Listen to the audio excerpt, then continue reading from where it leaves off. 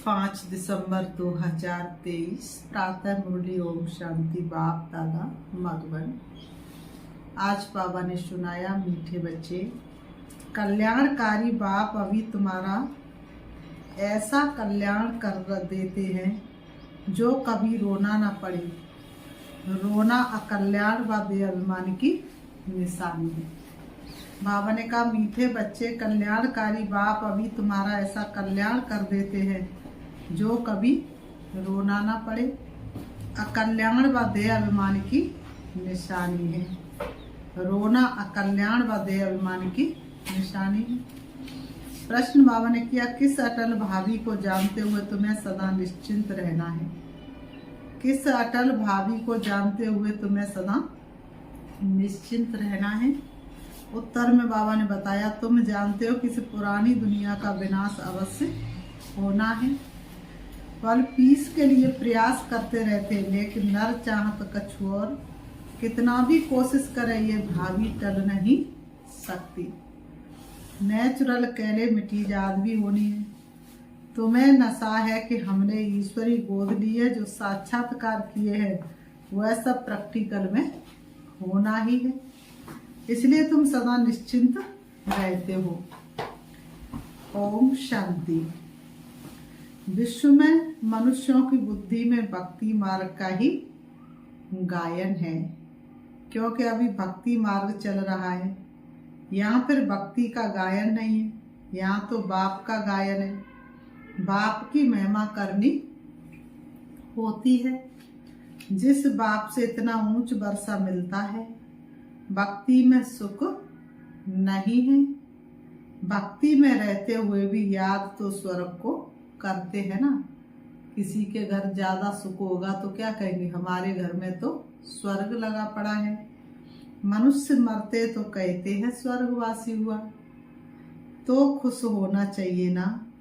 जबकि स्वर्ग में जन्म लेते तो फिर रोने की तो दरकार ही नहीं। वास्तव में ये सच्ची बात तो है नहीं कि स्वर्गवासी हुआ, इसलिए रोते रहते हैं। अब इन रोने वालों का कल्याण कैसे हो? बाबा कहते हैं, अब इस रोने वाली दुनिया में रोने वालों का कल्याण कैसे हो? बाबा कहते, रोना दुख की निशानी है। मनुष्य रोते तो है ना। बच्चे जन्मते हैं तो भी रोते हैं, क्योंकि दुख होता है। दुख नहीं होगा तो जरूर हर्षित रहेंगे।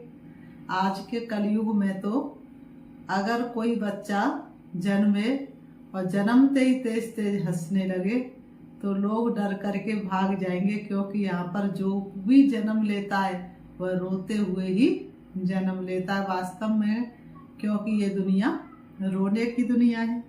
रोना तब आता जब कोई न कोई अकल्याण होता है। सतयुग में कभी अकल्याण नहीं होता, इसलिए वहाँ कभी रोते नहीं। नाम न लेना रोने का, रोते को हंसाने आए हैं। अकल्याण की बात ही नहीं होती। यहाँ कभी कमाई में घाटा पड़ता है या कभी अन्न नहीं मिलता है तो दुखी होते हैं, दुख में रोते हैं। भगवान को याद करते कि आकर सभी का कल्याण करो। अगर सर्वव्यापी है तो किसको कहते कल्याण करो? परमपिता परमात्मा को सर्वव्यापी मानना बड़े से बड़ी भूल है। सबसे बड़ी भूल क्या है? परमात्मा को सर्वव्यापी मानना। बाप है सबका कल्याणकारी। बाबा ने कहा, वह एक ही कल्याणकारी है, तो जरूर सबका कल्याण करेंगे। तुम बच्चे जानते हो, परम पिता परमात्मा हमेशा ही कल्याण करते हैं। अब वह परम पिता परमात्मा कब आए जो विश्व का कल्याण करे?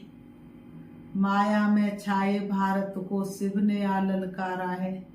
तज दे भान और ज्ञान बाण, बस यही हमारा नारा है। विश्व का कल्याण करने वाला और तो कोई है नहीं। कोई मनुष्य की ताकत नहीं जो विश्व का कल्याण कर सके। बाप को फिर सर्वव्यापी कह देते हैं। कितनी भारी भूल है। बाबा कहते अभी बाप अपना परिचय देकर कहते मन मनाभव का मंत्र दिलाकर याद करो मामे को, इसमें ही कल्याण है। सतयुग त्रेता में कोई भी हालत में अकल्याण होता नहीं। त्रेता में भी जबकि राम राज्य तो वहाँ शेर बकरी इकट्ठे जल पीते हैं। त्रेता का भी कितना ऊंचा गायन है। राम राज्य बैठे त्रिलोका हर्षित बहे गए सब शोका। तीनों लोकों में किसी भी प्रकार का राम राज्य में शोक दिखाया नहीं जाता। हम राम सीता के राज्य की इतनी स्तुति नहीं करेंगे, क्योंकि दो कला कम हो जाने से कुछ न कुछ सुख कम मिलता है। हम तो पसंद करते स्वर्ग जो बाप स्थापन करते हैं, उसमें पूरा वर्षा पाए तो बहुत अच्छा है। ऊंचे ते ऊंच बाप से वर्षा ले हम कल्याण करें। हरेक को अपना कल्याण करना है श्रीमत पर। बाप ने समझा एक है आसुरी संप्रदाय, दूसरा है दैवी संप्रदाय। अभी एक तरफ रावण राज्य, दूसरी तरफ में है दैवी संप्रदाय स्थापन कर रहा हूँ। इस किनारे वह दुख की धारा और सुख की धार बहती उस पार। ऐसे नहीं कि अभी दैवी संप्रदाय है, आसुरी संप्रदाय को मैं दैवी संप्रदाय बना रहा हूँ। अंधियारे सभी मिट गए, उजियारा छा गया, ज्ञान सूर्य फिर से शिव प्यारा आ गया। कहेंगे दैवी संप्रदाय तो सतयुग में होता है। बाप कहते आसुरी संप्रदाय को दैवी संप्रदाय भविष्य के लिए बनाता हूँ। अभी है ब्राह्मण संप्रदाय, दैवी संप्रदाय बन रहा है। गुरु नानक ने भी कहा है मनुष्य से देवता की ये करत न लागी बात। परंतु कौन से मनुष्य हैं जिनको देवता बनाएंगे? वह ड्रामा के आदि मद्दंत को तो जानते नहीं। सृष्टि के आदि में जो लक्ष्मी नारायण श्रेष्ठाचारी है, वह भी आदि मद्दंत को नहीं जानते, त्रिकालदर्शी नहीं है। लक्ष्मी नारायण भी त्रिकालदर्शी नहीं है। आगे जन्म में त्रिकालदर्शी थे, सुदर्शन चक्रधारी थे, तब ये राजपद पाया है।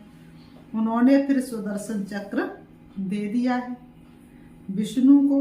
तो ये भी समझाना है कि सुदर्शन चक्रधारी ब्राह्मण है तो मनुष्य आश्चर्य खाएंगे कि वो कैसे हो सकते हैं। तो बताना पड़े कौन सा सुदर्शन चक्र।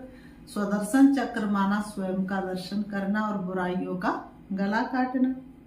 वह तो श्री कृष्ण को भी कह देते, विष्णु को भी कह देते। ये तो जानते नहीं कि विष्णु के दो रूप लक्ष्मी नारायण। हम भी पहले कुछ भी नहीं जानते थे। मनुष्य तो हर बात में कह देते भाभी, जो होने वाला उसको कोई टाल नहीं सकते। ये तो ड्रामा है, तो पहले पहले बाप का परिचय दे या ड्रामा का राज समझाए। सो भी जब बाबा की याद हो, पहले पहले बाप का परिचय देना चाहिए। ड्रामा को लोग पहले समझेंगे नहीं। पहले क्या करना है? पहले पहले बाप का परिचय देना है। ड्रामा के राज को तो बाद में समझाना है। बेहद का बाबा शिव बाबा तो मशहूर है। रुद्र बाबा भी नहीं कहते, शिव बाबा नामी ग्रामी है। बाप ने समझाया है कि जहां तहां भक्त है उनको जाकर समझाओ। अखबार में पढ़ा था, मनुष्य कहते हैं कि हिमालय की इतनी मल्टी मिलियन एज है, अब हिमालय की कोई आयु होती है क्या? बाबा ने कहा वह जमीन की आसमान की कोई आयु होती है क्या? ये तो सदैव है ही।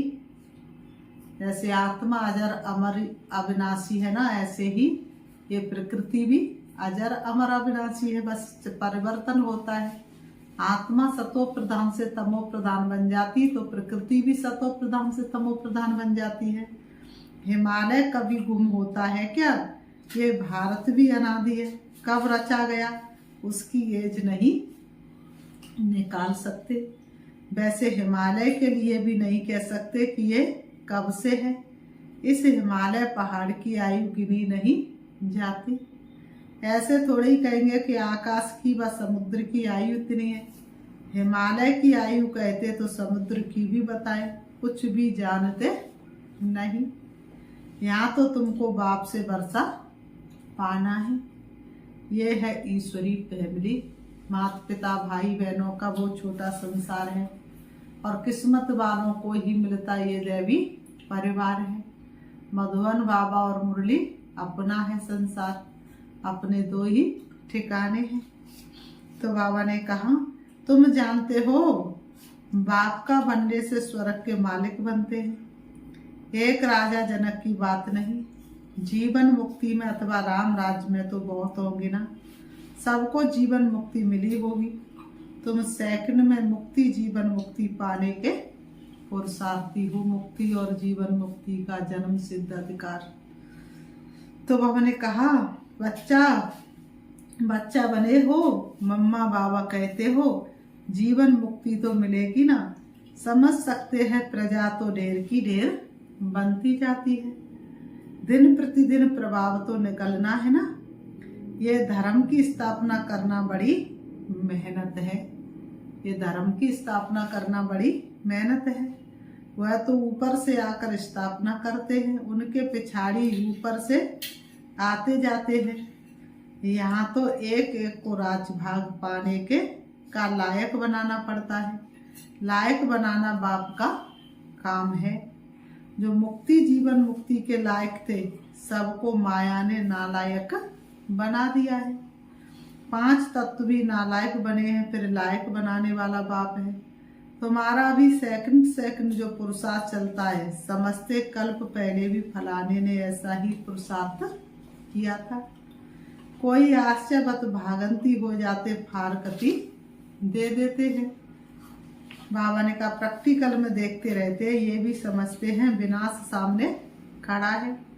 ड्रामा अनुसार सबको एक्ट में आना है। नर चाहते कुछ और, वह चाहते पीस हो, परंतु भाभी को तुम बच्चे जानते हो। तुमने साक्षात्कार किया है। वह बल कितना भी माथा मारे कि विनाश ना हो, परंतु वह भाभी टल नहीं सकती। बाबा ने कहा, वह कितना भी माथा मारे विनाश ना हो, लेकिन ये भाभी कभी टल नहीं सकती। अर्थ को एक नेचुरल कैलेमिटीज होगी, वह क्या कर सकते हैं। कहेंगे ये तो गॉड का काम, ये दोष किसको देंगे, भगवान को। ये तो भगवान का काम है, भगवान तुमने बहुत बुरा किया, लेकिन ये भगवान का काम नहीं है। मनुष्यों ने ही प्रकृति को तमो प्रधान बनाया है, तो मनुष्यों के ही साथ उनका हिसाब किताब है। तुम्हारे में भी बहुत थोड़े जिनको इतना नशा चढ़ता है और याद में रहते, सब तो परिपूर्ण नहीं बने हैं। तुम जानते ये भाभी टलने की नहीं है। अन्न नहीं है, मनुष्यों के रहने के लिए जगह नहीं। 3 पैर पृथ्वी के नहीं मिलते हैं। बाबा कहते 3 पैर भी पृथ्वी के नहीं मिलते। तुम्हारा ये है ईश्वरी परिवार, माता पिता और बच्चे। ये परिवार में कौन होता है, माता पिता और बच्चे। तो यहाँ पर भी क्या, ईश्वरी परिवार। बाप कहते मैं बच्चों के आगे ही प्रत्यक्ष होता हूँ, बच्चों को सिखाता हूँ। बच्चे भी कहते हम बाप की मत पर चलते हैं। बाप भी कहते मैं बच्चों के ही सन्मुख आकर मत देता हूँ, बच्चे ही समझेंगे, नहीं समझते तो छोड़ो, लड़ने की कोई बात नहीं। बाबा ने कहा, नहीं समझते हैं, एक बार ज्ञान की बात बताओ, उनकी बुद्धि में ज्ञान नहीं बैठता है तो छोड़ो, डरने की क्या बात है। हम परिचय देते हैं बाप का। बाप कहते हैं मुझे याद करो तो विक्रम विनाश होंगे, और सुदर्शन चक्र को याद करो तो चक्रवर्ती राजा बनेंगे। मन मनावो मध्य जीवम का अर्थ भी ये है। बाप का परिचय दो, जिससे क्रिएटर और क्रिएशन का राज तो समझ जाए। मुख्य है एक ही बात है, गीता में मुख्य एक ही भूल है। बाप कहते मुझ कल्याणकारी कोई आकर सबका कल्याण करना है। अब नया सवेरा लाने को भारत में शिव आया है, बाकी शास्त्रों से कल्याण हो नहीं सकता। पहले तो सिद्ध करना है कि भगवान एक है, सबका मालिक एक, फिर क्यों बटा हुआ संसार है। सच पूछो तो सारी दुनिया अपना ही परिवार है। तो बाबा ने कहा सबका भगवान एक है, उनको तुम याद करते हो परंतु जानते नहीं। मानो भगवान को मानते लेकिन भगवान की नहीं मानते। धरती आकाश को जानते हो मगर खुद को नहीं जानते। बाप को याद करना है तो परिचय भी चाहिए ना, वह कहाँ रहते, आते हैं व नहीं। बाप वर्षा तो जरूर यहाँ के लिए देंगे या वहाँ के लिए देंगे, बाप तो सन्मुख चाहिए। शिवरात्रि भी मनाते हो, कभी किसी ने शंकर रात्रि मनाई तो इसका मतलब है शिव पिता परमात्मा कलयुगी रूपी रात्रि में आते हैं, इसलिए भक्त लोग शिवरात्रि मनाते, शिव के आगे ही रात्रि शब्द लगाते हैं। सृष्टि चक्र के आदि मध्य अंत को वह जानते हैं, वह है ऊंचे से ऊंचा टीचर जो मनुष्य को देवता बनाते हैं, राजयोग सिखलाते हैं। मनुष्य कभी राजयोग सिखला न सके, राजयोग अर्थात राजा बनने का योग हमको भी उसने सिखलाया, तब हम सिखलाते हैं। गीता में भी शुरुआत में और अंत में मन मनाभव और मध्याजी भव कहा है। झाड़ और ड्रामा का नॉलेज भी बुद्धि में रहता है, डिटेल में समझाना पड़ता है। रिजल्ट में फिर भी एक बात आती है, बाप और वर्षे को याद करना है। लास्ट रिजल्ट ज्ञान का सार क्या है, बाप को याद करना और वर्षे को याद करना है। हम उड़ के चले जाओ उस प्यारे से वतन में। यहाँ तो एक ही बात है, हम विश्व के मालिक बनेंगे, विश्व का कल्याणकारी ही विश्व का मालिक बनाते हैं। स्वर्ग का मालिक बनाएंगे, नरक का थोड़ी ही मालिक बनाएंगे। दुनिया ये नहीं जानती कि नरक का रचयिता रावण है, स्वर्ग का रचयिता बाप है। अब बाप कहते हैं, शिव बाबा कहते मीठे बच्चे मौत सामने खड़ा है, सबकी वानप्रस्थ अवस्था मैं लेने आया हूँ। बाबा ने कहा मुझे याद करो तो विक्रम विनाश होंगे, योग अग्नि से जन्म जन्म के पाप भस्म हो जाए, निर्मल काया मीठी बाड़ी कर्म ऊंच हो जाए, आत्मा मैली से शुद्ध हो जाएगी, फिर तुमको स्वर्ग में भेज देंगे। आत्मा पर जो 5 विकारों की जंग चढ़ी है वह क्या हो जाएगी, शुद्ध हो जाएगी। ये निश्चय बुद्धि से किसको समझाना है, तोते मुआफिक नहीं, ऐसे नहीं। तोता नल पर ही बैठा था और कह रहा था तोता राम नल पर मत बैठो। बाबा ने कहा तोते मुआफिक नहीं, निश्चय बुद्धि को फिर रोने की व देह अभिमान में आने की बात नहीं रहती। देह अभिमान बहुत गंदा बना देता है। अब तुम देही अभिमानी बनो, शरीर निर्वार्थ कर्म करो, वह तो कर्म सन्यासी बन जाते हैं। यहाँ तो तुमको ग्रस्त व्यवहार में रहना है, बच्चों को भी संभालना है। बाप को और चक्र को जानना तो बहुत सहज है। बाप को कितने बच्चे हैं, फिर उनमें से कोई कपूत कोई सपूत है। कितने बच्चे, लेकिन कोई सपूत और कोई कपूत है। नाम बदनाम, जो बाप का बनने के बाद बाप का नाम बदनाम करते हैं, बाबा ने कहा काला मोह कर देते हैं। बाप कहते काला मोह नहीं करो। बच्चा बनो और फिर काला मोह करते हो तो कुल कलंकित बनते हो। इस काम चिता से तुम सामरे बने हो, यही तो आत्मदंत दुख देने वाला है ना। बाबा ने कहा काम चिता पर, बाबा कहते काम चिता पर थोड़े जल मरना है। भगवान धरती पर आए हैं तो काम चिता पर थोड़े जल मरना है। हल्का नशा भी नहीं होना चाहिए, मन के अंदर कभी संकल्प विकल्प भी नहीं आने चाहिए।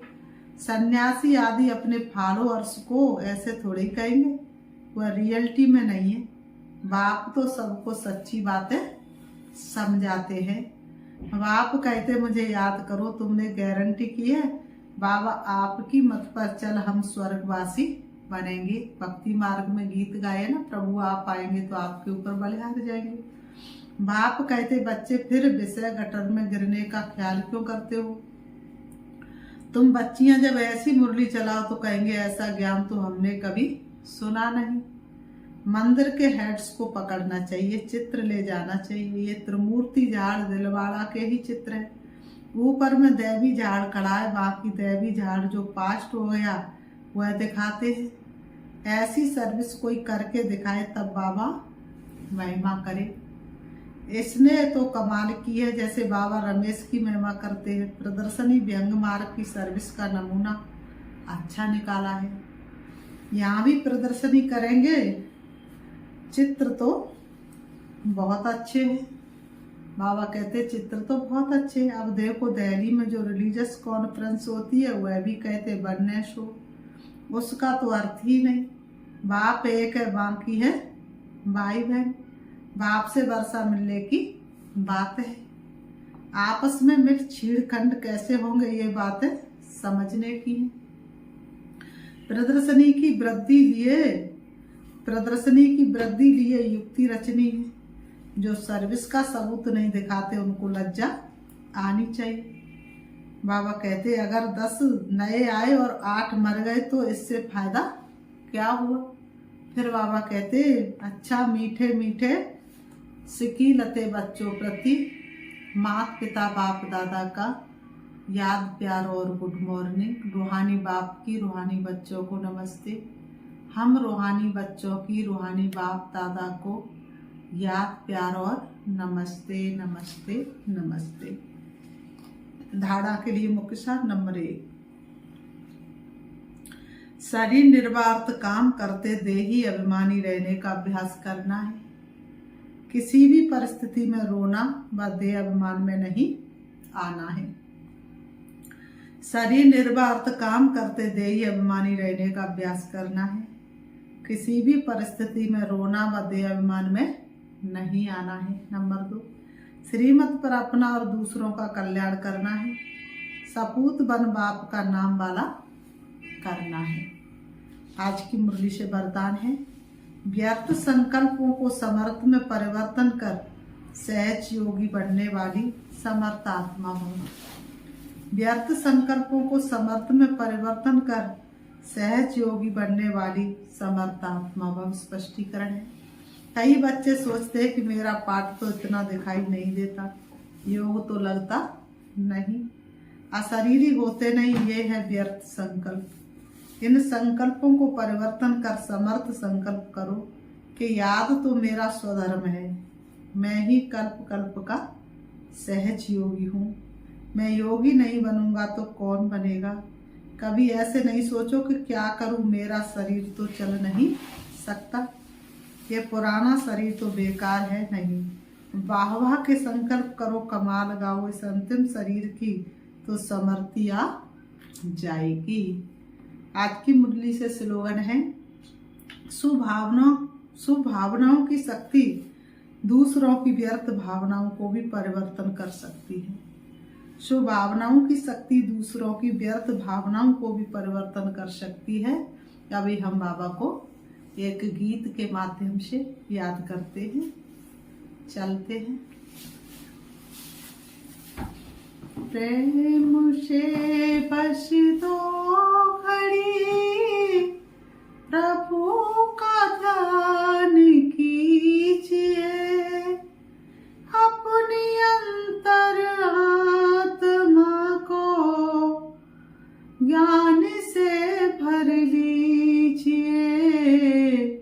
प्रेम से बस दो घड़ी, मानव जीवन में जैसे सत्कर्म का ज्ञान जरूरी है,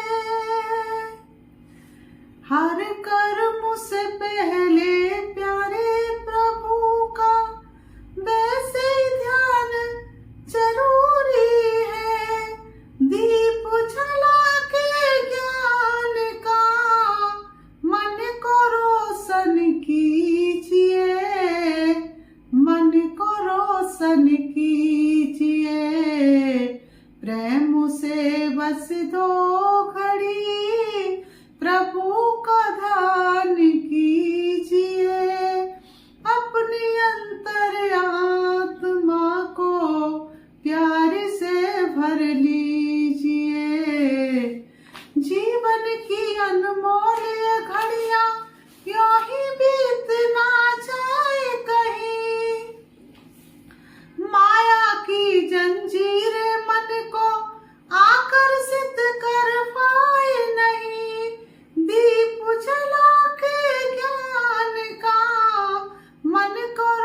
रोशन कीजिए, मन को रोशन कीजिए, प्रेम से बस 2 घड़ी प्रभु का ध्यान कीजिए, प्रभु का ध्यान कीजिए, प्रेम से बस 2 घड़ी। ओम शांति।